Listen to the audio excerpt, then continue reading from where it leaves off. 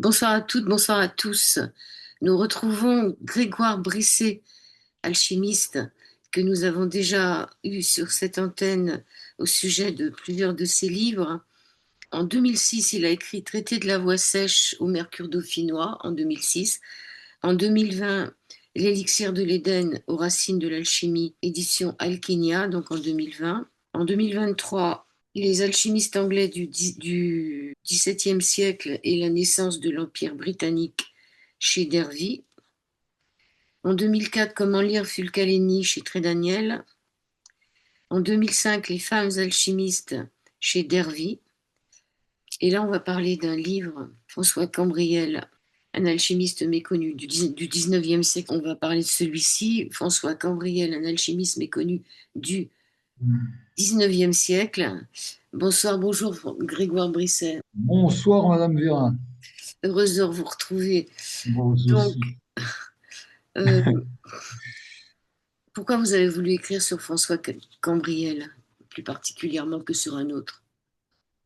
Parce que c'est un alchimiste qui a été injustement oublié, en fait, et qui est passé pour un fou littéraire même.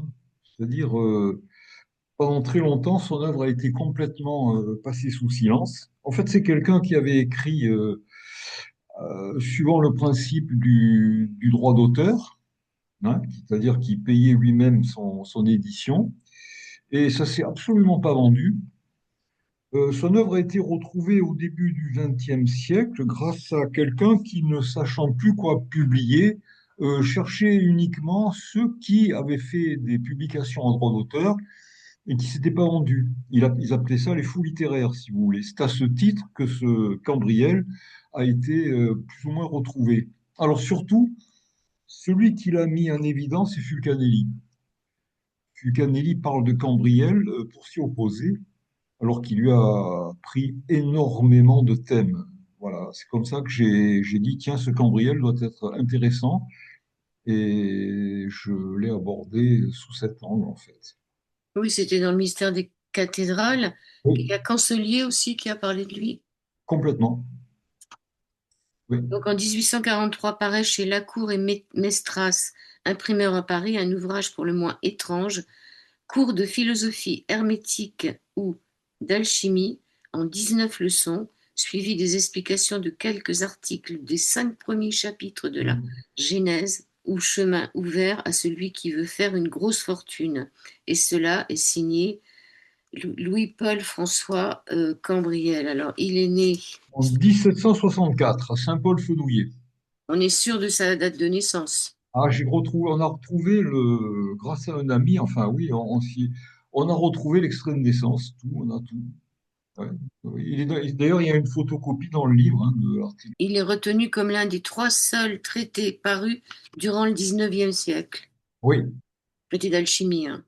oui, oui, il y en a eu très très peu, hein, des traités d'alchimie au XIXe siècle. Cambriel a-t-il été un véritable alchimiste? C'est la question que vous vous posez dans ce livre. On peut Euh, répondre tout de suite. oui, oui, certainement. Et même un très très grand alchimiste. D'ailleurs, c'est pas uniquement mon opinion, c'est celle de Bernard Husson et de Pierre Dujol. Pierre Dujol est très très, très connu, hein, celui qui a écrit les Hypotyposes, qui est un excellent traité d'alchimie, mais extrêmement bref. Et ces deux spécialistes ont dit oui, c'est un adepte. Donc, dans la première partie, il fait c'est la présentation des cours de François Cambriel en 19 leçons, introduites par une non-préface. La non-préface est drôle. Oui, ah ben, je crois que c'est quelqu'un qu'il faut aborder avec, comment vous expliquer, un certain sens du spirituel. Alors moi, c'est ce que j'essaie de dire quelque part dans le livre. Le spirituel, c'est bon, certainement l'intelligence, mais c'est aussi l'humour, si vous voulez, voyez.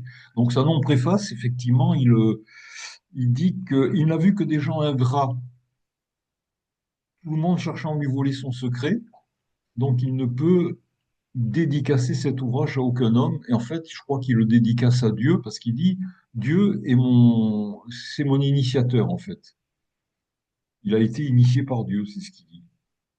Oui, il dit qu'il n'y a personne suffisamment digne de le reconnaître, excepté Dieu. Il va être là, un Dieu, dans son livre. Oui, Cette préface est écrite en 1843, alors que la fin du livre est en 1829. oui, absolument. Oui, oui. Et 1843, on est proche de l'année de la sortie du livre, en fait, hein. Voilà. Suit ensuite l'abrégé du grand œuvre, bref et assez vague, la section à la médecine universelle. Il est beaucoup question dans ce livre de la médecine universelle. Énormément chez lui, oui. Énormément. Énormément. C'est ce qu'il propose d'ailleurs à. Je ne sais pas si on va le voir maintenant ou un peu plus tard. C'est quelqu'un qui va s'exprimer essentiellement au travers de missives, de lettres, hein, qu'il va adresser à différents personnages, dont certains extrêmement importants à son époque à lui.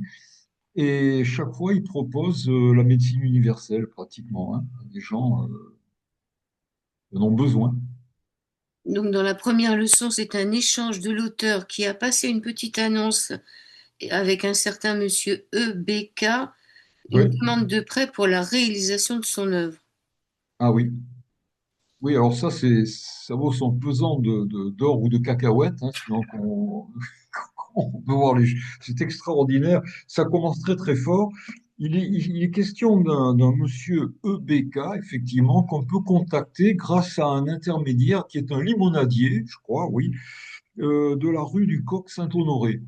Alors, c'est une petite rue qui se trouve près du Louvre, en fait, mais qui n'existe plus à l'heure actuelle, hein. Bon, on va voir que ça a une très très grande importance. Je pense qu'on verra ça vers la fin de l'interview. Et il y a, alors, dans cette leçon numéro un, déjà, EBK, Monsieur EBK a reçu, a lu enfin, le post-it, l'affichage qu'avait fait paraître Cambriel. Cambriel cherche de l'argent pour terminer son grand œuvre, en fait. Et il promet 25 000 francs or à l'époque, hein, c'est une somme considérable pour chaque 1000 francs qui lui seront prêtés. Voilà. Et dans cette leçon numéro un, ce sont les réponses de Monsieur Ebeka à Cambriel, et Ebeka cherche un peu à savoir où il met les pieds quand il va prêter son argent en disant oui, je veux bien prêter mon argent, mais expliquez-moi en quoi consiste votre art opératoire en fait. Voilà. Dans cette leçon numéro un, ce sont ces échanges entre Monsieur Becca et Cambriel. Et de même, il y a la fameuse description de son initiateur, la description de Dieu par Cambriel. C'est ça qui a fait crier au fou, en fait.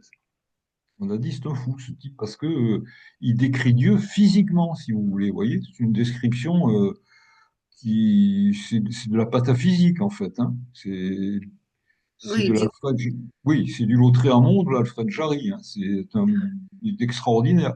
Vous devez l'avoir, cette oui, je description. l'ai, c'est à la page 11. Donc, il dit qu'il a vu Dieu.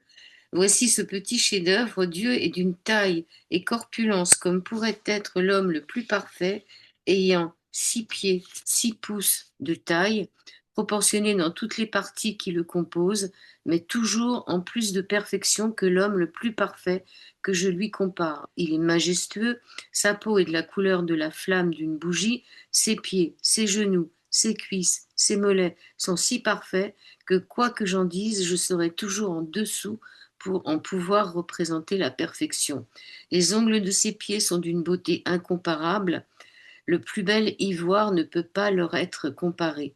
Les mollets et ses jambes sont si beaux, si parfaits, et comme il est tout esprit, je voyais au travers comme à travers le cristal le plus clair.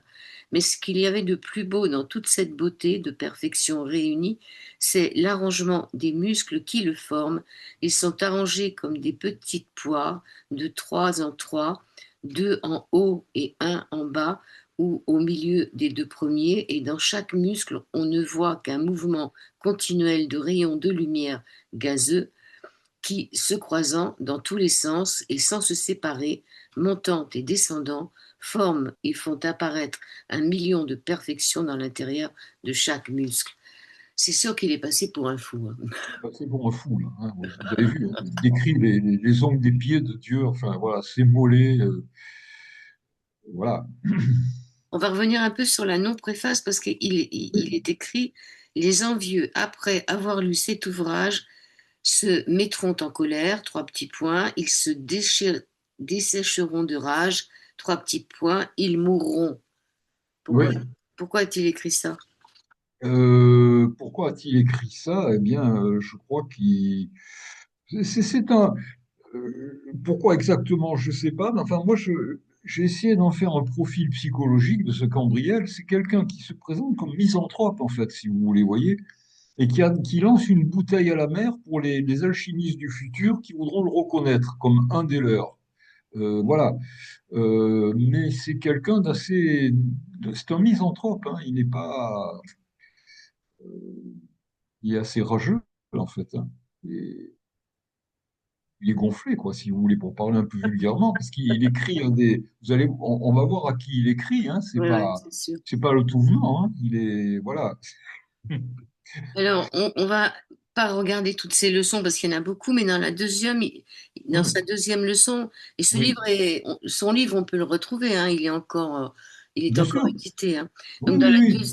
dans la deuxième leçon, présentation d'une des statues qui ornent la porte nord de Notre-Dame de Paris, la statue de Saint Marcel. C'est peut-être pour Oui. ça que Fulcanelli s'est intéressé à lui, non? Je vois que vous avez un nouveau chat. Alors, Fulcanelli, oui, s'est intéressé à lui à cause de la statue de Saint-Marcel, effectivement. Il y a un gros litige sur la description de cette statue de Saint-Marcel par Cambriel, de la part de Fulcanelli, à cause d'une longueur de la barbe, enfin, je sais pas, ou de la crosse de l'évêque. Mais il semblerait qu'à l'époque où Cambriel a vu la statue de Saint-Marcel, c'est bien celle qu'il a vue. Elle aurait été changée par la suite. Et en d'autres termes, Fulcanelli et Cambriel n'ont pas vu la même, si vous voulez. Donc, ils ne parlaient pas de la même chose. Voilà. Oui, mais il faut dire que la vision de Cambriel, elle est assez spéciale. Ah Alors, oui, dans spécial la Cambriel. Ah oui, oui, oui. Et on saura pourquoi en fin d'émission. Oui, Quatrième leçon. Dans une discussion, il reproche à l'abbé Sauce, qui est le oui, chapelain de Louis XVIII, il lui voilà. reproche assez violemment. Qu'est-ce qu'il lui reproche? Il lui reproche de n'avoir utilisé que des agents mâles, alors qu'il faut autant d'agents mâles que de femelles, le mâle et la femelle, d'après lui, pour composer la pierre philosophale. Et apparemment, il a rabroué sèchement. Oui, c'est un type vraiment, hein, bon. Il a rabroué sèchement parce que il dit la Messos a été dégoûté de l'alchimie pendant des mois. Il a pu toucher à l'œuvre pendant plusieurs mois. Et à votre avis, pourquoi il a mis toutes ces lettres? Parce qu'à la fin du livre, vous posez la question, est-ce qu'il les a vraiment envoyées ou pas? Eh bien, alors, je crois que c'est à la fin de l'interview qu'on va peut-être découvrir le pourquoi, hein. Est-ce Bon, alors, que, on n'en parle pas.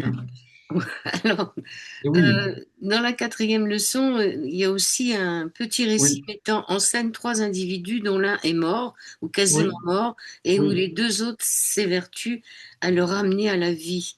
Alors, oui. C'est le sieur Candy. C'est- Ça, c'est extraordinaire. oui. C'est extraordinaire parce que ça fait appel à une des clés, si vous voulez, de décryptage de l'œuvre. Parce que ça se passe dans le faubourg Saint-Antoine, en fait, cette affaire, si vous les voyez. Et c'est un quartier, vous qui êtes parisienne, vous devez bien connaître, c'est un quartier tout à fait spécial. Ont eu lieu toutes les fomentations révolutionnaires dans ce quartier de Saint-Antoine, déjà. Et le riche est un maréchal ferrant. Alors qu'Andy est un tout jeune homme qui vient de Lyon, en fait, qui habite là, l'adresse n'est pas précisée, et qui vit avec une jeune danseuse de l'opéra. Bon. Et alors, qu'est-ce qui s'est passé? On ne sait pas trop, mais ce Candy est à la mort. La jeune danseuse, sa fiancée, s'en va voir le citoyen, le riche qui habite ben, précisément dans le faubourg Saint-Antoine, et qui a la réputation de posséder justement enfin, l'élixir universel, si vous voulez, la médecine universelle. Et elle le supplie de venir au secours de ce Candy et de le ressusciter. Ce que fait le riche, en fait. Euh, la scène est très très bien décrite. Quand le riche monte l'escalier de là où habite la danseuse et Candy, quelqu'un lui dit, c'est pas la peine que vous montiez, il est mort depuis 6 heures. Et le riche dit, puisque je suis là, eh bien, je vais quand même aller le voir. Et Cambriel écrit, il trouve encore un peu de vie au creux de l'estomac. Et alors à partir de là, il lui fait boire de la médecine universelle, il le réchauffe, etc. Il le ressuscite. Et il est dit après que ce Candy aurait vécu, je crois, rue Duguay, quelque chose comme ça, oui, et qui il aurait vécu jusqu'à près de 87 ans par la Mm, suite, hein. mm. Alors, dans la cinquième leçon, nous regagnons l'atmosphère d'un laboratoire d'alchimie classique. Il y est Oui, question de voies sèches, de voies humides, d'ouvrir des métaux, etc. Dans la huitième leçon, il apporte pratiquement la totalité du processus de création de la pierre philosophale. Dans la neuvième leçon, Cambriel aborde ce qu'il nomme les feux, mais en fait, il parle du mâle et de la femelle, hein. C'est là surtout qu'il parle du mâle et de la femelle. oui, oui, Sur la dixième leçon, il parle sur la pierre philosophale et la pierre des philosophes. Il dit qu'il y a une différence. tout à fait, oui. Eh bien, la pierre des philosophes, si vous voulez, quand on le lit bien, en fait, c'est le mercure philosophal, sa pierre des philosophes, c'est-à-dire c'est la matière première alliée à quelques substances qui va figurer dans la tanore, si vous voulez, à ce moment-là, et être soumis à la digestion. Tandis que la pierre philosophale, c'est le résultat ultime pour lui, voilà, de la transmutation. Et dans la douzième leçon, il commence à un peu parler le langage des oiseaux. Il emploie la phonétique. Il parle de la terre feuilletée et de la terre des feuilles. Ça, Oui. c'est quelque chose aussi, cette terre-là. Ah, ça c'est terrible, hein. Ça fait appel au grec, en fait, vous avez vu, hein. Oui, Il faut ben, connaître, oui, il connaît le grec, lui. il connaît le grec, oui, oui, puisque on verra, je pense, par la suite que des gens sont allés à sa recherche, notamment un certain Husson, qui se faisait appeler Champfleury, hein, et qui a rencontré l'ébéniste chez qui habitait Cambriel dans Paris, rue Judas, un truc comme ça, je crois. Oui, rue Judas, ça porte bien son nom quand même. Oui, rue Judas. Et donc, ce qui étonnait énormément l'ébéniste, c'était que Cambriel lisait des ouvrages écrits en grec. Voilà, c'est écrit noir sur blanc dans l'interview de Husson, si vous voulez. Voyez, donc on sait qu'il avait une certaine connaissance du grec, Cambriel. Ce qui est étonnant, hein, parce que au départ, Cambriel, contrairement aux alchimistes qui donnent des pseudonymes et qui disent surtout pas où ils sont nés, etc., lui, on sait où il est né. Son nom, c'est vraiment Cambriel, si vous voulez. Il donne son métier. Il était marchand de draps. On sait vraiment, si vous voulez, voyez, qui il était, ce qu'il faisait, euh, tout en précisant que le drap, à cette époque-là, c'était enfin, la matière première des textiles. On faisait les uniformes des militaires, par exemple, avec, vous voyez, c'est des gros contrats d'industrie, le drap. C'est pas le drap pour le lit, si vous voulez, vous voyez, c'est le tissu en Les général. grappiers, oui. Mais il n'a pas fait d'études de chimie, hein, pas du tout. C'est ce qu'il dit. Par contre, il aurait vu les trois plus grands chimistes de Paris, hein, c'est ce qui, de son époque. Alors, on ne sait pas trop pourquoi, pour voir si eux avaient mis au point la pierre philosophale ou s'ils avaient un moyen plus simple, ou peut-être pour se rassurer de son point de vue qu'il était le seul à savoir le secret, en fait, et qu'eux ne savaient pas. On ne sait pas trop. Oui, c'est même étonnant parce que à l'époque, il n'y avait pas d'Internet, il n'y a pas de téléphone, il a pu les trouver? C'est ça qui est fou. Est-ce qu'ils Parce avaient qu'il un repère quelque part? parce qu'il était parisien, hein. Il a Il a eu vécu un, longtemps, ouais. oui, il a eu un parcours très complexe. Il est parti de Saint-Paul-Fenouillet, qui est dans le sud-ouest de la France, hein, près de Limoux. Il a travaillé à Limoux dans le drap, précisément. Il a dû habiter à Nîmes, certainement, parce que c'est là que se vendaient les draps. Certainement à Lyon aussi, puisqu'il en parle. Mais après, l'essentiel de son parcours, c'est à Paris. Et on se rend compte, au fur et à mesure de l'ouvrage, là, le mien, que c'est un Parisien exceptionnel et qui connaît Paris à fond, si vous voulez, par cœur. Enfin, l'enquête que j'ai faite sur lui, c'est à partir des rues, si vous voulez, qu'il cite, si vous voulez. On voit des proximités, ça saute aux yeux, hein. On verra peut-être par la suite. Il a euh, eu beaucoup de frères et sœurs quand même au total, parce que son père est non, mort. Son père l'a oui, eu très tard, donc il est mort, je crois, assez vite. oui, oui, oui, oui, oui. Alors sa mère s'est remariée. Enfin, oui, ils étaient une dizaine, hein, dans la famille, hein, d'enfants. Oui. Lui-même s'est marié en 1795 avec Élisabeth. Ils ont eu, euh, ils ont eu un fils, une fille. Mais le tissu c'était un général de brigade, si vous voulez, et qui a eu droit à un enterrement tout à fait officiel à Nîmes, hein, à l'époque. C'était un militaire, un officier supérieur. Alors, dans les leçons, dans la 13e, ce que l'alchimie doit à Dieu. Dans la 14e leçon, voire dans l'œuf philosophal, lorsqu'il est soumis à la décoction dans la Tanor, ce qui fait penser au Jardin des délices de Jérôme Bosch. Ah oui, oui, si vous avez l'image, vous pouvez la montrer parce que c'est exactement, c'est dans le livre, c'est exactement cette couleur. C'est un gris cendré, si vous voulez. C'est une espèce euh, c'est une substance assez boueuse, assez liquide, en fait, si vous voulez, gris cendré. Et c'est elle qui est mise dans la tanore, en fait, hein, pour la coction. Voilà. C'est le mercure philosophal, c'est ça. Alors il écrit, si un certain état peut être partagé avec Dieu, la création vraie n'appartient qu'à lui, l'art seul est la voie terrestre royale. Quel est donc cet état qui peut être partagé avec Dieu quand sa grâce nous est accordée? C'est l'extase, si vous voulez, hein. C'est l'illumination, hein, c'est le but spirituel de l'alchimie, en fait. Pour lui, hein, c'est clair, hein, c'est ce Ouais. qui. Oui. Dans sa 15e leçon, il parle de l'existence de la Sainte Trinité qui est prouvée et démontrée réellement par l'alchimie. Non, mais ça, c'est Cambriel, hein, c'est l'hyperbole constamment, hein. Lui, il affirme des trucs, hein. Vous avez vu, il décrit Dieu lui. Il n'hésite pas, hein, il décrit les pieds de Dieu, enfin, vous voyez, donc il démontre la Trinité allègrement, hein, c'est pas. Il faut pas le prendre au premier degré, Cambriel, on se perd autrement, hein. C'est fini, on le prend pour un fou et puis on jette le livre, hein. C'est pas. Il faut lui prêter et puis trouver un second sens, en fait, vous voyez, c'est pas. 19e leçon, deux lettres adressées à des personnages importants. Le premier à Monsieur lui-même, Oui, oui, oui, qui est le roi, en fait. C'est carrément, le- parce qu'il n'y a pas Oui, mieux. c'est le roi, voilà, oui, Et monsieur. ensuite, et ensuite une œuvre extraordinaire que le sous-signé se permet de faire à son Altesse royale, Monseigneur le Prince de Condé. Ah oui, qui est pas mal non plus dans la hiérarchie. Oui, oui, c'est quelqu'un de très très élevé. Enfin, c'est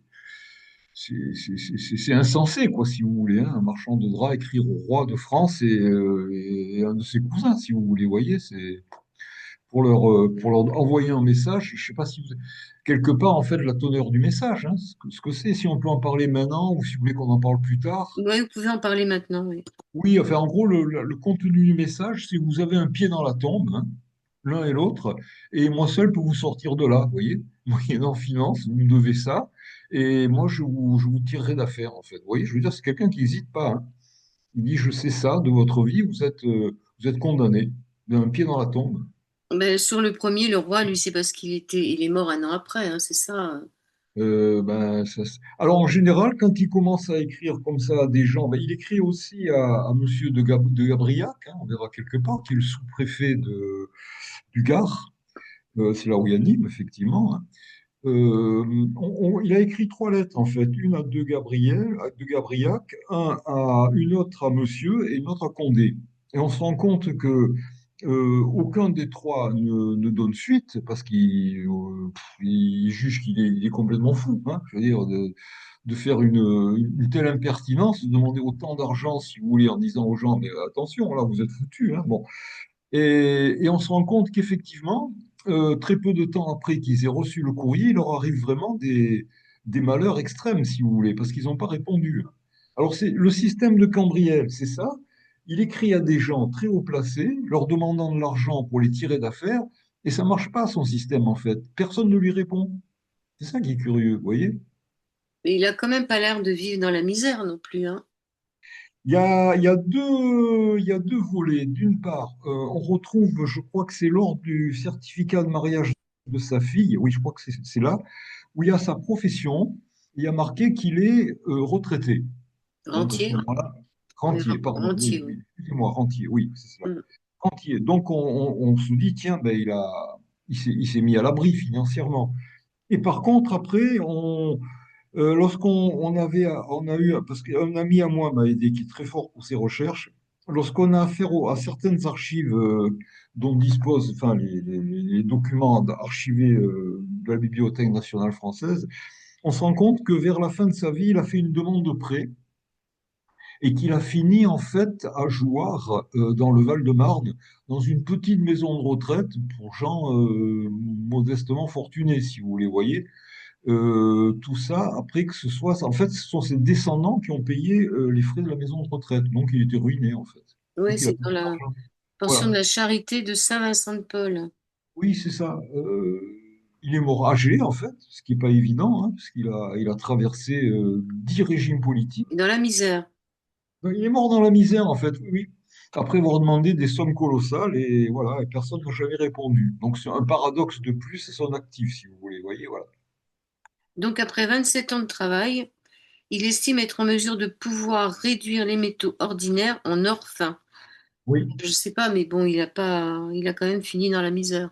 Ah oui, oui, oui, oui, oui. Non, non, mais il y a ce qui dit et ce qui fait, ce qu'il est, vous voyez. Il y a beaucoup de, c'est beaucoup une voix métaphorique, symbolique, hein, chez lui, hein, ce qu'il dit, vous voyez. Qu'est-ce qu'il entend par orphin?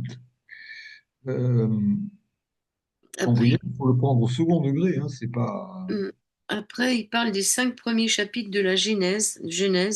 Oui, Rédigé, il dit que c'est rédigé par Moïse et celui-ci a crypté dans son texte des vérités alchimiques. Ça oui. aussi, il doit passer pour un fou, là. Il doit passer pour un fou, mais quand on étudie un peu l'hébreu, comme moi qui l'ai étudié pendant des années et des années, on se rend compte que la citation, je crois qu'il fait à quelque endroit, il cite un des fleuves de l'Éden, il cite le Pichon, un des 4 fleuves de l'Éden, et c'est là, dans la terre d'Avila, là où il y a un or très fin, si vous voulez. Et ce mot Pichon, en hébreu, si on effectue une métathèse, c'est-à-dire ben, un effet de Kabbale, mais alors hébraïque, à ce moment-là, on se rend compte que c'est exactement le nom de la materia prima. Donc, c'est quelqu'un qui connaissait son job, hein, Cambriel.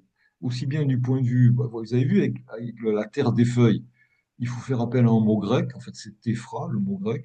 Et là, il faut inverser le mot pichon, je ne vais pas dévoiler, c'est dans l'ouvrage, mais on fait appel à l'hébreu. Vous voyez, disposer d'un clavier des plus classiques, hein. Ce dont on dispose en général pour décoder, ce sont ces 2 langues essentiellement en alchimie, hein, pour décoder les textes.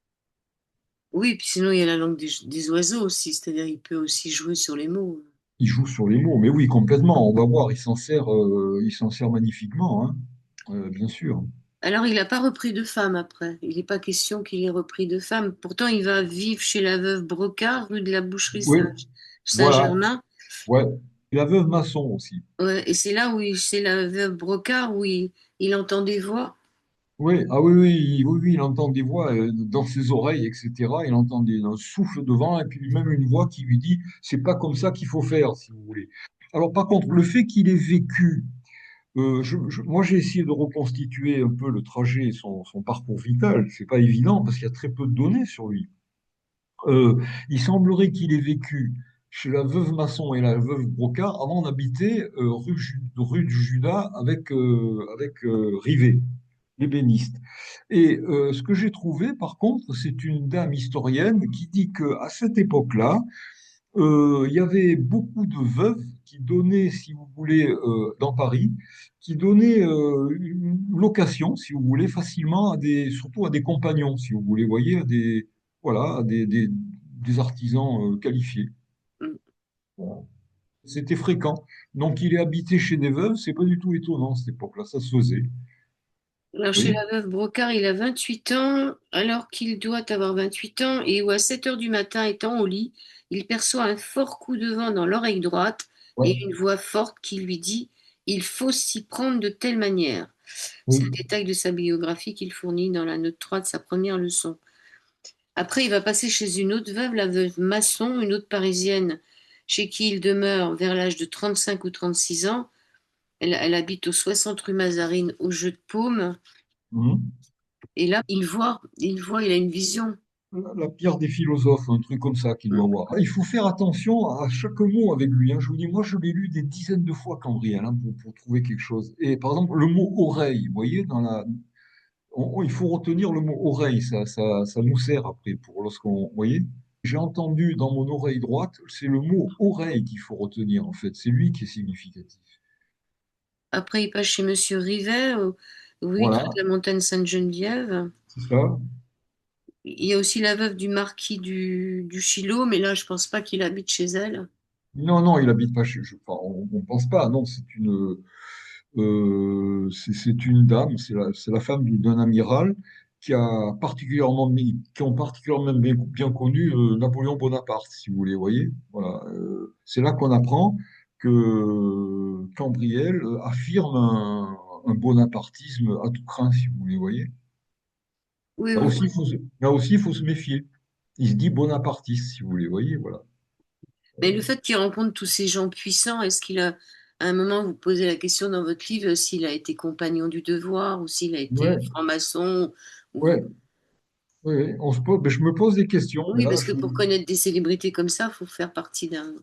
j'ai pas pu répondre, si vous voulez. J'ouvre des pistes, hein, parce que voilà, il manque beaucoup d'éléments, plutôt que d'affirmer n'importe quoi. Il y a beaucoup d'éléments qui permettent d'ouvrir ces portes, si vous voulez, vous voyez, mais ça reste à titre d'hypothèse, en fait, hein. Effectivement. Alors, j'ai fait le décompte exact des gens qu'il cite, si vous voulez, qui l'ont connu. Il dit, voilà, dans l'ouvrage, il dit, j'ai connu, là, là, là, gna, gna, gna, des gens, ceci, cela. Il y a à peu près 10 personnages d'origine, disons, ordinaire, et 9 à 10 personnages d'un statut tout à fait exceptionnel, si vous les voyez, comme le roi, Condé, enfin, vous voyez, voilà, la veuve du Chilot, hein, le confesseur du roi, enfin, vous voyez, voilà. Mm. Alors, Il y en a autant des uns que des autres, vous voyez, c'est... ces éditeurs Lacour et Mestras, Hmm. 33 rue Saint-Hyacinthe Saint-Michel, ça doit être dans le quartier de Saint-Michel, ça. Ces éditeurs, il a publié à compte d'auteur et ils ont, mais en 1843, ils éditent aussi l'Union ouvrière de Flora Tristan. Ouais. On peut parler un peu de cette femme parce que vous... Ah, bien sûr, oui, oui, c'est quelqu'un de tout à fait exceptionnel, Flora Tristan, hein. Elle a fait mieux que Marx et Engels, à elle toute seule. C'est elle qui a fait la première, l'appel à l'union syndicale, etc., des travailleurs, hein. Je crois que c'est la toute première, enfin, quelque chose comme ça, vous voyez. Puis c'est une des grands-mères de Gauguin, en plus. Voilà. Elle n'a pas bien fini, elle. Elle est morte de la typhoïde, Ouais, c'est ça. ouais, Oui, assez parce que jeune, encore, ouais. vous abordez beaucoup le Paris de cette époque-là, hein. Oui. C'était Paris, c'était la ville la plus peuplée d'Europe, c'est Euh, ça? je ne sais pas si c'est la plus peuplée, si c'est Paris ou Londres. Mais enfin, il y en a trois Peut-être après Londres, oui. Oui, oui, il y a Londres, Paris et Naples, en fait, vous voyez, Oui, dans c'est l'ordre. ça. Ouais. Oui, voilà. Et la France était le pays le plus peuplé de Ah, l'hémisphère complètement. nord après la Russie. Ça, c'est fou, Com- ça. oui, oui, oui, complètement, complètement. Il y avait une démographie extraordinaire. Enfin, je crois que c'est le génie français, c'était ça, hein, c'est d'avoir une très bonne démographie, en fait. Voilà. Bien sûr. Alors, vous évoquez la politique de cette époque, hein, les guerres, hein, la circonscription. Il n'a pas fait la guerre, Cambriel. Hum, Non, il n'est il pas. n'en parle pas, il n'en parle pas. On ne Il sait pas. suffisait de payer, c'est ça, pour pas y aller à l'époque. Il y avait un tirage au sort, je pense. Oui, il y avait un tirage au sort, mais il a peut-être pas été tiré au sort, si vous voulez. Et vous payez quand vous étiez tiré au sort et que vous ne vouliez pas Mm. aller, si vous voulez. Mais il a très bien pu ne pas être tiré au sort. Et enfin, mais c'est pire que ça, parce que lui, déjà, à l'époque de Napoléon, quel âge avait-il? Il est né en 1764, quand même, hein. En 1800, il avait déjà 36 ans. Vous voyez, il n'était pas tout jeune, hein, même en 1800. Vous voyez? Donc, vers 1810, il avait 46 ans. C'est pas un tout jeune recrue, hein, vous voyez. C'est un homme qui est né sous Louis XV quand même, hein. Il est né l'année de la bête du Gévaudan. Vous voyez, c'est déjà, il est sous un Ouais. drôle d'hospice, ce type, hein. 1764, c'est la bête du Gévaudan. Il est là, vous voyez, voilà. Surtout quand on apprend que de Gabriel, c'est une noblesse du Gévaudan, ça aussi. Vous voyez, il y a des tas de petits trucs dans son bouquin, là, très fin, quoi. Voilà. Alors, il commence ses recherches la même année que le général Bonaparte revient d'Égypte. Ça, c'est important parce Ouais. qu'il est bonapartiste. Oui. Et alors, je me demande pourquoi Bonaparte s'est opposé à l'instruction supérieure dans les classes populaires. Voilà, ça c'est un aspect méconnu de Bonaparte, qui passe pour un champion du peuple, mais qui était l'homme le plus fortuné du monde, et qui se méfiait des chefs des potentiels chef révolutionnaire instruit. Parce qu'il se disait, un homme du peuple qui est instruit, un pauvre qui est instruit peut devenir un révolutionnaire très dangereux, en fait.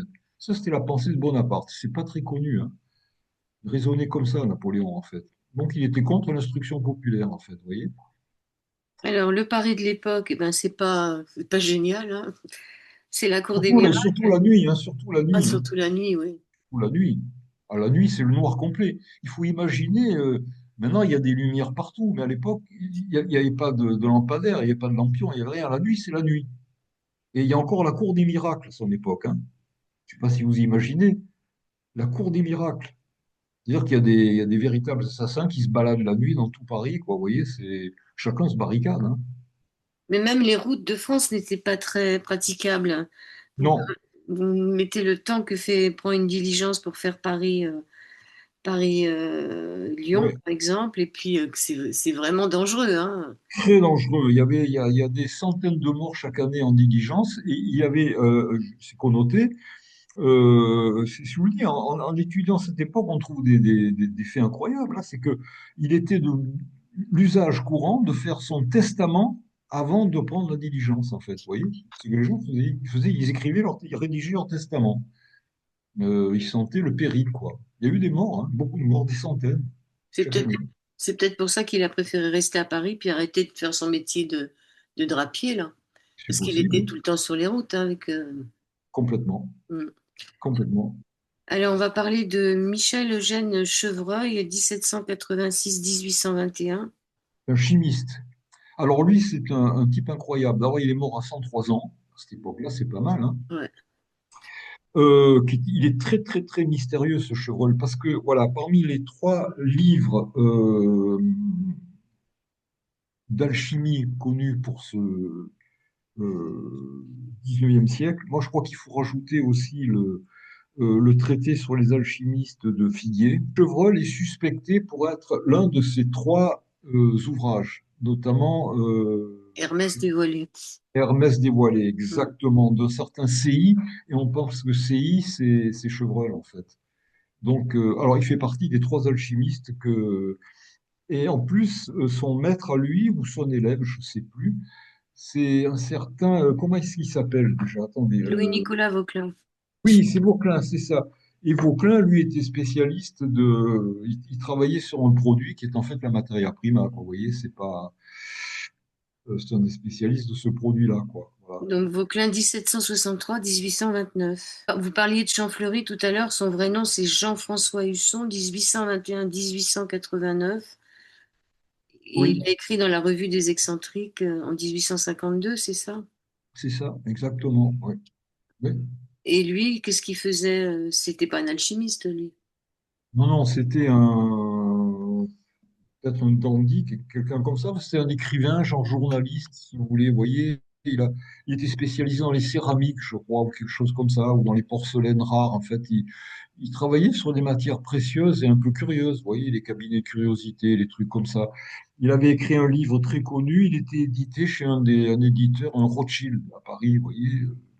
À un moment, il habite rue Judas, donc à Paris, chez Rivet. Il a une Hmm. réputation de sorcier, de fou. Il lisait beaucoup et donc comprenait le grec. Ah Et oui, oui, ouais. oui, oui. Le médecin lui prescrivait des drogues et lui, il les faisait fondre pour faire son or, quoi. Vous voyez, voilà, c'est ce qu'écrit, ce que dit Rivet à Husson qui fait son enquête. Oui, oui, Ouais, oui. il dit qu'il est tombé malade. Au lieu de prendre les drogues ordonnées par le médecin, il les mettait dans un creuset. Voilà. Et peut-être qu'il n'avait pas tort, hein. Ah, Mais bon, il a ah. pas su se soigner à la fin de sa vie quand même, hein. Bah, il est mort vieux, hein, pour l'époque quand même, hein. Il est mort après, je crois, à 84 ans, un truc comme ça, hein. C'est Ouais. pas déjà, comme médecine universelle, c'est pas trop mal, hein. Vous voyez? Chevreul, 103 ans, lui, 84 ans, c'est pas mal. Ensuite, vous parlez de l'alchimie, hein, à la page 67. Vous dites à la page 67, Cambriel, nous commençons à bien le comprendre qu'il ait été aveuglé par l'aspect héros du peuple du milliardaire Napoléon Bonaparte, ou que Ouais. simplement il se soit contenté d'affirmer son admiration pour cet empereur. Il ne craint personne, il est au-delà du doute, il a été initié par Dieu. Partant, Voilà. il peut écrire au roi ou au prince de Condé, etc. Alors que les sources dans sa discipline, on en a parlé un peu, hein, c'est il a quand même travaillé il a rencontré des alchimistes. Oui. Mais on ne sait pas lesquels, en fait. À part Chevreul, effectivement, là, il en parle, hein, mais enfin, c'est très indirect, en fait. C'est plutôt un écrit de c'est Chevreul qui parle de Cambriel. Il y a un écrit de Chevreul qui dit, qui cite Cambriel en disant s'il n'avait pas été l'ami, il le décrit comme un type un peu percuté, hein, et il dit s'il n'avait pas été l'ami d'un ami de machin de Ampère, je crois, voilà, un grand savant, je n'aurais jamais parlé dans le journal scientifique, etc. Vous voyez, parce que Chevreul était un homme en vue et un professeur officiel, hein, quand même, voilà. Il voulait pas se compromettre avec des fantaisistes, quoi, comme Cambriel. Mais c'est lui qui en parle. C'est pour ça qu'on sait que Chevreul et Cambriel se connaissaient. C'est dans ce sens. C'est pas Cambriel qui a parlé de Chevreul, c'est le contraire, en fait. Voilà. Alors après, vous parlez de la maladie de Monsieur, hein, de Louis Voilà. XVIII. Voilà, on commence à voir un peu ce qui se passe. C'est le dernier Disons, roi à avoir été autopsié. oui, On sait de quoi il est exactement. mort. Ouais. Ben, de la gangrène, hein, de diabète et puis de la gangrène, en fait. Il a pourri vivant, ce malheureux, hein, voilà. Un un de ses valets ou laquais, enfin, quand il a voulu remettre le corps fraîchement décédé du roi en place parce que la jambe traînait hors du lit, il a attrapé par un doigt de pied, le doigt de pied lui est resté dans la main, si vous voulez, vous voyez. Il était complètement décomposé, alors déjà encore en vie, si vous voulez, voilà. Et gangréné, personne ne pouvait s'approcher du cadavre du roi, ça sentait trop mauvais, hein. C'est un chimiste qui s'appelait Labaraque, qui a déversé du chlorure de chaux, des kilos sur le Oui, corps du roi pour pas que ça sente trop mauvais, quoi. Vous voyez, voilà. la Faut pas- description est, ça fait mal de lire tout ça. Ah oui, Après, oui. après, vous parlez sur le prince de Condé, sur son impuissance et sur sa mort aussi, qui est assez. Bon. Alors, c'est olé olé, ça aussi, hein. C'est Voilà. vrai ou pas qu'il est mort comme ça? Ah, ah oui, oui, oui. Enfin, c'est des historiens très modernes, ça, hein. C'est très récent, qui ont fait des études sur ce malheureux, qui aurait une impuissance particulière.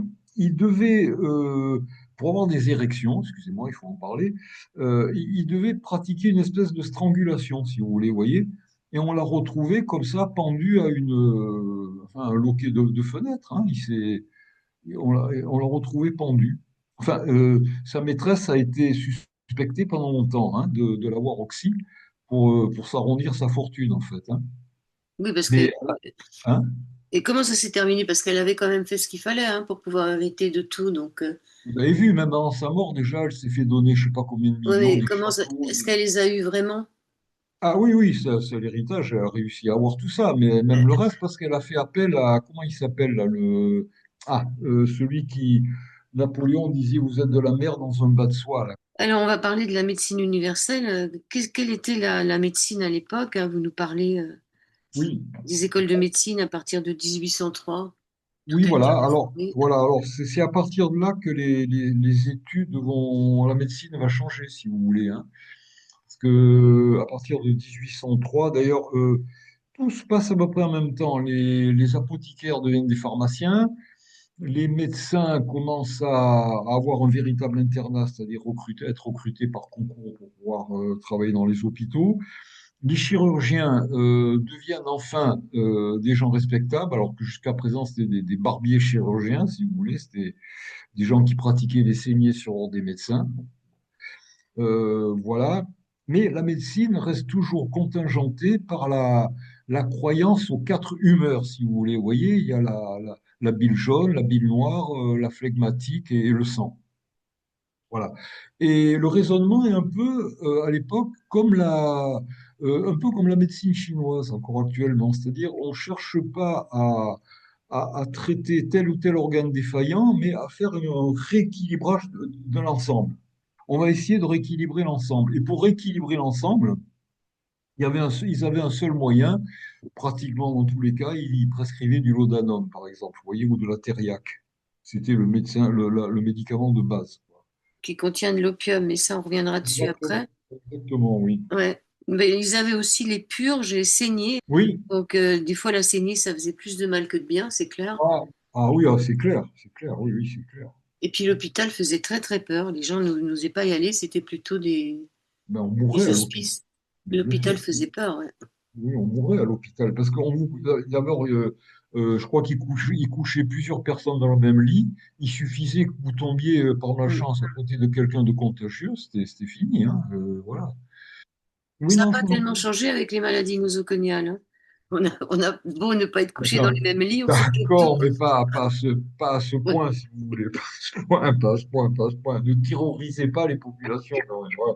Pour lui, pour Cambriel, la vie ou lumière n'existe en fait que par contraste avec la mort, et Ouais, celle-ci lui est non pas postérieure mais contemporaine. Idée ouais. difficile à saisir, il est vrai, mais lieu commun par exemple chez les politiques et chez les kabbalistes en ce qui concerne l'alchimie d'illumination. Il parle du chaos aussi. Il y en a plusieurs des chaos, il n'y en a pas qu'un pour lui. C'est là que ça commence les effets de cabale, si vous voulez. Ouais. Chaos, c'est le mot chaud, si vous voulez. Vous voyez, voilà. Hein, c'est comprendre qu'il parle de la chaux, de ce qui est chaud et de la chaux. Voilà. Ensuite, sur le chapitre l'ésotérisme, quelle est sa définition? Page 87. Quelle serait la définition de l'ésotérisme? Vous dites que ça se définit comme connaissance destinée à un premier cercle de gens préalablement formés en vue d'une certaine initiation. À quel Voilà. moment les gens ils commencent à s'initier? Ben déjà, il faut être intéressé et Hum. faire la recherche. Hein. Déjà, quand vous faites la recherche, que vous êtes intéressé, si vous voulez, c'est un des raisonnements de l'ésotérisme, c'est que vous allez être rapidement en contact avec des gens qui en savent un petit peu, si vous voulez. Voyez, c'est une espèce de loi des attractions comme ça. Le fait de s'intéresser à quelque chose vous met déjà pratiquement sur la voie. Alors justement, on va revenir aux oreilles. Dans le cas général, une démarche ésotérique consiste à conserver la communication d'un secret tout en le révélant à ceux qui ont des oreilles. Oui, oui, oui, oui. Et en plus, un message codé, c'est un message qui est parfaitement insipide. Si vous voulez, on parle de chasse, de pêche, une recette de cuisine, ça ne doit pas éveiller l'oreille des gens qui n'ont pas à comprendre. Or, lui, c'est exactement le contraire, si vous voulez. Ça, c'est un flamboiement vous voyez, d'exagération, quoi. Vous voyez, Cambriel, déjà. Il est complètement paradoxal, cet homme. Donc après, il y a un chapitre sur la pierre philosophale. Et on apprend que Napoléon, quand il est parti en Égypte, il a ramené le hashish. Eh oui, c'est ça. C'est pour ça qu'il fait. C'est un des premiers, si vous voulez, lorsqu'il parle de moyens. Enfin, à l'époque, maintenant, tout ça c'est interdit. On est bien d'accord. Hein, on peut plus. Voilà. Mais à cette époque-là, c'était pas vraiment interdit. Et d'abord parce que c'était inconnu. Et quand on parle des moyens pour accéder au ciel chimique, si vous voulez, celui-là, ça n'est un bon, si vous voulez, voyez. Mais Oui. voilà, mais c'est pas forcément celui qui sera retenu, voyez. C'est pas, il y a encore mieux, voyez, il y a encore mieux. Voilà. Donc, il y a toute l'histoire du hashish en Égypte, hein. Ça Qui avait se été, retrouve à Paris. qui se retrouve à Paris. Alors, Ouais. on sait pas trop comment, hein, quels ont été les circuits. Je crois qu'il y a du travail pour les historiens, là. Quels ont été les premiers circuits? Ben Euh, déjà, vous dites qu'en Turquie, il y avait beaucoup d'opium, hein, que ça alors passait là, par la oui. Turquie. Voilà, alors là, par contre, c'est un deuxième clin d'œil. C'est quand il parle de Candie. Candie, le fameux, là, Candy, oui, là, le fameux qui homme qui ressuscité. ressuscite, ouais. Voilà. Et après, il dit il a fait un voyage en Égypte et un voyage en Turquie. Vous voyez? Donc, d'un côté, l'Égypte est connue pour le hashish et la Turquie, c'était la plaque tournante de l'opium à l'époque. Vous voyez? Oui, mais on se pose la question aussi, si le fameux Candy, il n'avait pas fait une overdose. Moi, c'est moi qui pose la question. Ouais, C'est moi. C'est moi. parce Moi, que, je pose la question. Je dis, à mon avis, la maladie de Candy, c'est ça. Il a fait une overdose à l'opium, en fait. Oui, ça ressemble à ça. mais Voilà. après, il a été envoyé pour aller en chercher, c'est ça. C'est en tirant un petit peu le texte, on se dit, ça pourrait aller dans ce sens. Mm. C'est pas écrit noir sur blanc, hein, mais vous voyez, voilà. Qu'est-ce qu'il allait faire en Turquie, on se demande, hein. Ben oui, surtout après avoir ressuscité. Alors, Voilà. Hein, un jeune de 18 ans qu'on retrouve à moitié mort et qui ressuscite, là, surtout avec une fille de l'opéra, vous savez qu'à l'époque, elles étaient mal considérées, hein, les danseuses. Vous savez oui, ça? c'était une prostituée, hein. Oui, oui, voilà, les malheureuses avaient une mère maquerelle toujours derrière elles, et elles avaient un amant de, enfin, elles avaient un vieux monsieur riche qui les entretenait, et un amant de cœur. Cardi, c'était l'amant de cœur, Mm. certainement, oui, l'homme de 18 ans. Alors, le lot d'un homme, hein, on en a connu. Ça a Ouais. été vendu encore jusque dans les années 1900. Ah oui, c'est Pharmacie, registré. Ah oui, oui, mais oui, c'est de absolument. l'opium, hein, le Danone. Oui, ah ben, complètement. Oui, c'est un Et alcool. l'élixir parégorique, on en vendait encore il n'y a pas si longtemps que ça, sans Ben non, hein. ordonnance. Non, Il mais parle de l'élixir pas. l'ergot de seigle aussi. Oui, oui, oui, l'argot de seigle. Oui, Alors, ça il y a c'est le vrai. mot valétudinaire Oh, disant que alors oui. l'enfant philosophique risque de le devenir. Mhm. Valétudinaire. Donc, le mot valétudinaire disant que l'enfant philosophique risque de le devenir, il risque de devenir un vieillard maladif, quoi. Alors que c'est Oui, un enfant. oui, oui. S'il prend ces drogues-là, je pense, non? Il précise pas, hein. Il faut tirer par les cheveux, hein. Il faut Ouais. interpréter. Il dit rien précisément, hein, lui. Alors, à la page 101, il parle de l'au-delà. Il convient de se pénétrer d'une idée clé si nous voulons aborder Cambriel.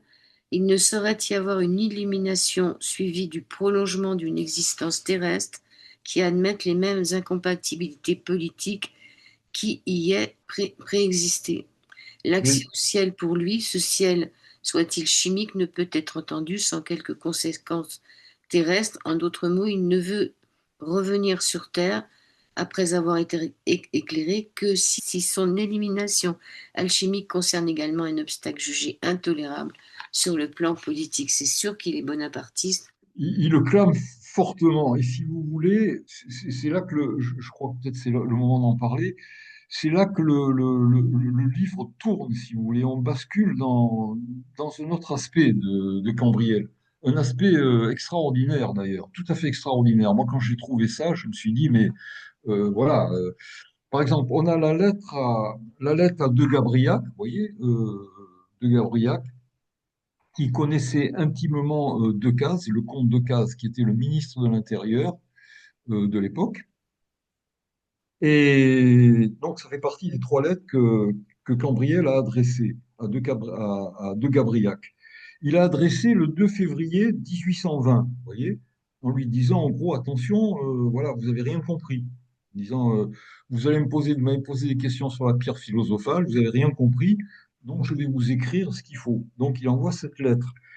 Et le 13 février 1820 survient un événement politique atroce. Le compagnon Louis-Pierre Louvel assassine le duc de Berry, si vous voulez. Alors que le premier boulot de Cazes, c'était le premier boulot du ministre de l'Intérieur, c'est d'éviter précisément les attentats et les assassinats de personnages importants. C'est sa première dévolution, si vous voulez. Donc il a complètement failli à sa mission, là. C'est là que Cambriel a dit attention, euh, il va vous arriver quelque chose de grave si vous ne payez pas. Vous voyez, je veux dire, il y a quelque chose de bien qui fait un peu peur dans son bouquin. La mise en garde, elle est assortie d'effets dramatiques. Euh, 11 jours plus tard, Louvel assassine le duc de Berry. Vous voyez? Ouais, Et le 20 février, Decazes y saute, hein. Le ministre de l'Intérieur saute. ouais, Il est révoqué. Voilà, ça c'est le premier incident gravissime. Et on va se rendre compte que ce Louvel habite à quelques centaines de mètres de ce type dont on a entendu parler au départ, c'est-à-dire ce fameux limonadier qui sert d'intermédiaire avec Monsieur Ebeka.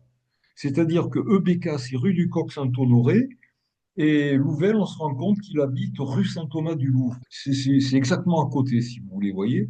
Alors là, on a la puce à l'oreille en disant, mais il fait allusion à cette affaire. Vous voyez?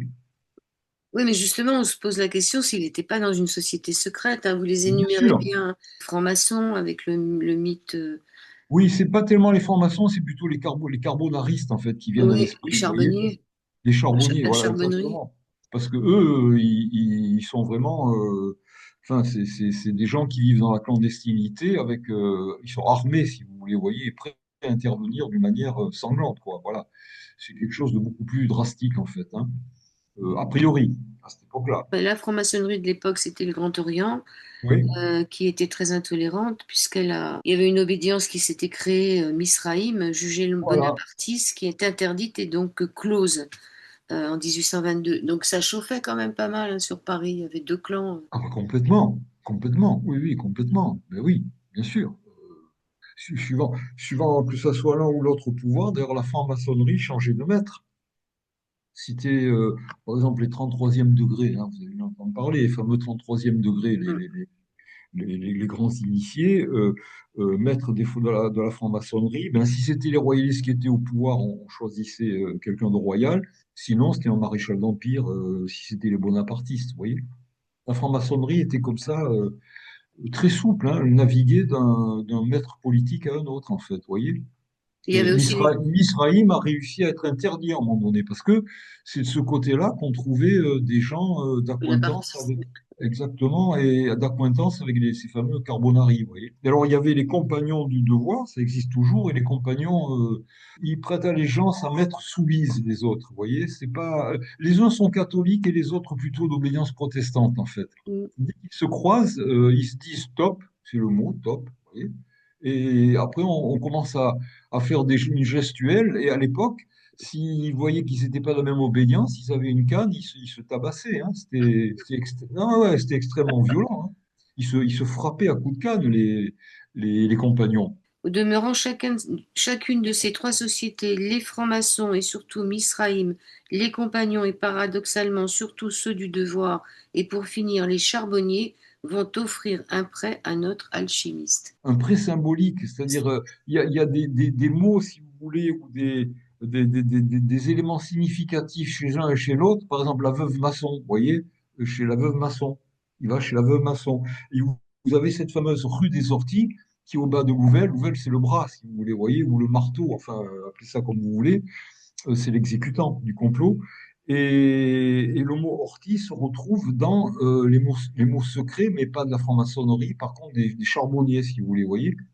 En Italie, les charbonniers servaient à une chose, c'était de débarrasser l'Italie des Autrichiens, en fait.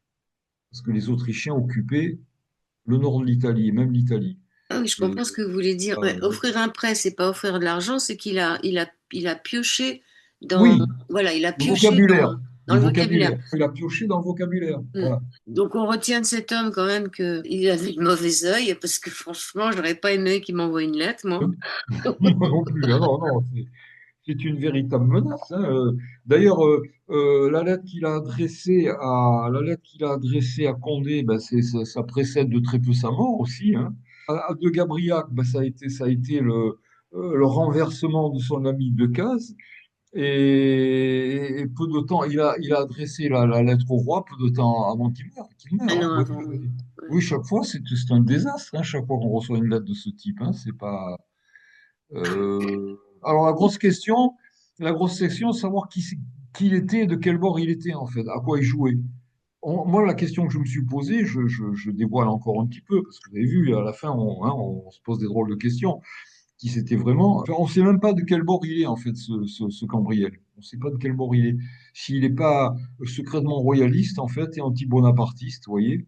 Il a quand même publié chez des éditeurs qui étaient de gauche, hein, c'est clair. Il est complètement de gauche, Voilà. effectivement, mais enfin, c'est de bon ton pour se camoufler aussi, hein. Il avait quand même un fils qui était général de brigade, hein, c'est pas rien. On ne sait pas trop qui c'était, hein. Il a publié très, très près de sa mort, en fait, le livre est sorti, hein. 1843. Voilà, il meurt en 48. On peut se demander s'il n'a pas tout écrit plutôt en 43 qu'en 1829, comme il le dit, c'est-à-dire s'il n'a pas tout écrit a posteriori, c'est-à-dire les événements s'étant déjà produits, vous voyez, dans un but tout autre que de prévenir. C'est-à-dire, il n'a jamais prévenu personne, en fait. Il n'a jamais envoyé ces lettres-là. Il savait déjà, c'est des années après, quand tous ces faits s'étaient produits, vous voyez. Et en Quand, même temps, il dit qu'il a mis 14 ans à écrire son livre. oui, ben c'est exactement la distance qu'il y a entre 1829 23. Ouais. et 1829 et 1843, vous voyez? Ouais. Ça aussi, c'est bizarre, voilà. Qui était exactement Cambriel, à quoi il a joué? Mon hypothèse, ça serait plutôt qu'il ait écrit tout ça après. Après, les faits s'étaient déjà passés, vous voyez? Ouais, je voudrais revenir sur le jeune homme qui a été sauvé là par la. Oui, Candy, oui, Qui est-ce qui passionnant. avait fabriqué ça? Ça venait de chez Cambriel? Ah ben non, non, non, c'est le riche, c'est le riche. Oui, mais le riche, c'est lui qui le faisait. Ah, D'accord. apparemment, oui, le riche, oui. Il y a, je crois, c'est Luçon qui a essayé activement, enfin pas le premier, hein, celui qui est allé faire l'interview de l'ébéniste. C'est lui qui activement a dit le riche était l'élève de Cambriel. Ah ben c'était son élève, oui. Non, non, non, en fait, non. Quand on regarde les dates, etc., ça colle pas. C'est dans le livre. Ça, j'ai démonté. C'est pas possible. Pas Donc possible. ça serait Cambriel qui serait l'élève de Leriche. Ni un ni l'autre, en fait. Le riche a l'air complètement inventé, en fait. Ça, c'est une histoire qui est inventée, hein. Vous croyez? Mais, ah, Oh, oui, oui, il n'y a croyez jamais que eu de c'est... Candy, il n'y a jamais eu de danseuse de l'opéra. C'est une histoire complètement inventée. Oui, oui, non, non, mais c'est c'est une illustration, si vous voulez, de sa méthode, vous voyez. Oui, mais Non, alors, c'est un littéraire, hein, lui. Vraiment, il n'hésite pas, il invente des scènes complètement, hein. Ces gens n'ont jamais existé, à mon avis. Jamais. Non. alors qu'est-ce qui a existé dans ce livre à part François Cambriel? De Gabriac a existé, Louvel a existé, le duc de Berry a existé, Le Decazes a roi? existé, vous voyez, le roi a existé, voilà. Il y a pas mal de gens, hein, la veuve du Chilot, enfin, Mais pourtant, oui, pourtant il y a une adresse, il y a une adresse chez le riche, l'arrivée là. Faubourg Saint-Antoine, le riche. Il met le doigt sur le Faubourg Saint-Antoine, en fait, vous voyez, l'aspect révolutionnaire. Toutes les révolutions de Paris sont parties même sous Henri IV, hein, déjà, pas qu'à la Révolution française de 1789, bien avant. Tout démarre de Nation Bastille, Ce hein. que j'aime bien dans votre livre, c'est les descriptions de Paris de l'époque que vous avez pris chez d'autres écrivains. La montante Saint-Geneviève, comment il a décrit Husson, oui, c'est ça qui est intéressant. Il y avait des ferrailleurs, il y avait des serruriers qui faisaient beaucoup de bruit, des gens tapageurs, vous voyez. Et par ailleurs, il y avait les fripiers qui étaient très silencieux, d'un instant de calme. Alors surtout, il y avait des oiseaux partout. Je ne sais pas si vous avez vu ça, Mais en dans les cage cages, aussi. en En cage, cage, voilà. oui. Et notamment, il parle de merles. Alors ça, c'est intéressant. J'en parle dans le livre parce que Husson a été édité, je vous ai dit, chez un Rothschild. Et le principal de la dynastie, c'est Amschel Rothschild. Et Amschel, en allemand, ça veut dire le merle. Vous voyez. Alors on se demande si c'est pas une finesse de la part de Husson de faire plaisir à son éditeur, quoi, en disant, voilà, L'allemand. je connais l'allemand et je connais votre père, quoi, vous voyez. Enfin, on apprend des choses sur Napoléon, on apprend des choses sur Paris, on apprend des choses sur pas mal de choses. Donc, je vous remercie, Grégoire Brisset, pour François Cambriel, un alchimiste méconnu du 19e siècle, édition Cosmogone. Cosmogone. Oui, voilà. C'est une porte ouverte sur des mystères plus qu'autre chose, mais je vous dis, c'est quand même assez troublant. Il y a beaucoup d'événements assez curieux, hein, dans cet ouvrage. Voilà. Et si on lit son livre, Oui,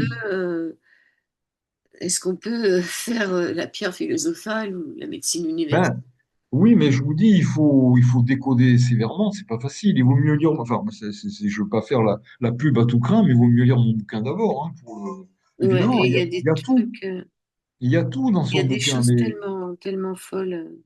il y a tout dans son bouquin, mais je vous dis, il faut savoir décoder encore, hein, parce que oui, oui, il y a tout le processus pour faire la pierre philosophale.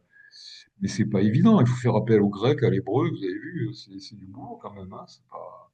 Je vous remercie D'accord. beaucoup. C'est moi qui vous remercie.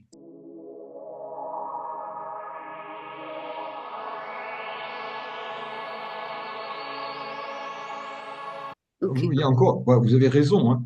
J'ai vu un chat orange, un chat blanc et maintenant un chat gris. Vous avez fait effectivement trois chats. C'est Donc, bien. vous ne voyez pas Cambriel.